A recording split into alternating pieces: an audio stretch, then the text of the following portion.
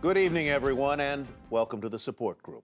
We invite you to sit down, have a soft drink or something maybe a little stronger, and reflect. What has happened to those lovely stocks that went up 30% last year? Why have those shares that loved you so much in 2013, like Netflix and Facebook and Amazon, turned a fickle, cold cheek to you now? We'll explore that in some detail tonight, though I can't promise any definitive answers. A few weeks ago, at least we had Crimea or China or Yellen to point to when the market wilted. But for these past several weeks, including this one, the worst for the NASDAQ and the S&P in nearly 2 years, there has been a dearth of headlines to move stocks.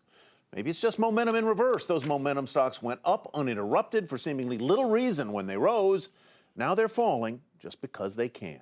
You're forgiven if you'd rather avert your eyes as we look at the numbers. Cover your ears, too. The Dow fell in under 143 points, closing just above the 16,000 mark, suffering its first weekly loss in 4. The NASDAQ, which was actually higher shortly after the opening bell, fell hard, down 54 today, closing below 4,000. Tech-heavy NASDAQ now down 6.5% in 3 weeks. Biggest 3-week decline in 2 years. The S&P down 17% today, seeing its biggest weekly drop since June of 2012. Well, our market monitor tonight is calm and upbeat and says investors should not be scared off by all the selling, and he's actually advising them to buy high-caliber stocks. He's Jeff Saut, Chief Investment Strategist with Raymond James. And we're so happy, Jeff, that you're here on the set with Tyler and me to talk about all of this stuff.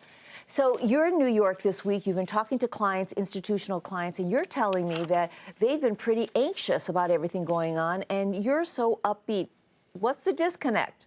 Well, it depends on who you talk to. If you talk to the portfolio managers that have been, playing the Netflix and some of the high beta stocks, there's some angst out there. But if you're talking, I spoke at the Tiburon CEO conference Tuesday morning, and I rode back in Ron Barron, who's one of the better investors of our lifetime, in a car for an hour and a half trying to get back to Midtown in the rain. And he was like Warren Buffett, in '74, a kid in a candy store. A lot of these stocks that have come down dramatically, giving you a chance to buy the dip for the first time since, I'd say, June of 2012. High-caliber stocks. I feel more this week like a high-caliber weapon to use on myself. My portfolio has taken such a hit. But there has been a move from some of those high-beta stocks into, let's just say, some of the bigger blue-chip technology shares. Microsoft at a multi-year high. IBM went up this week. Cisco doing just fine. Intel. Is that what you're suggesting, those kinds of companies? I think some of those are okay. I think some of the others are value traps over the long cycle. But in a low-growth environment, I think that Wall Street will pay up for true growth. And some of these stocks that have come down 30 and 40% that are true growth stocks, I think will come back. Now, we came Like what? Like what?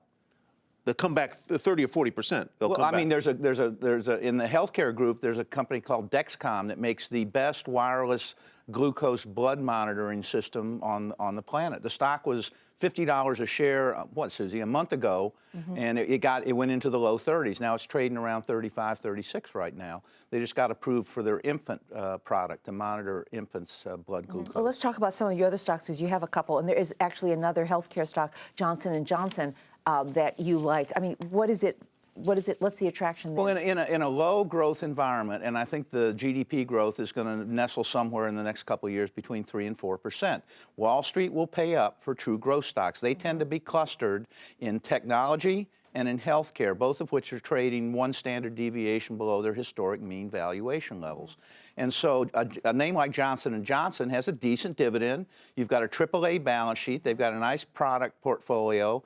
And I think at this time next year, you'll have a 9% free cash flow yield on J&J, and that makes it pretty cheap. Real quick follow-up on that. We saw this week a lot of healthcare stocks, a lot of pharma companies, biotech were being sold off. But this is different.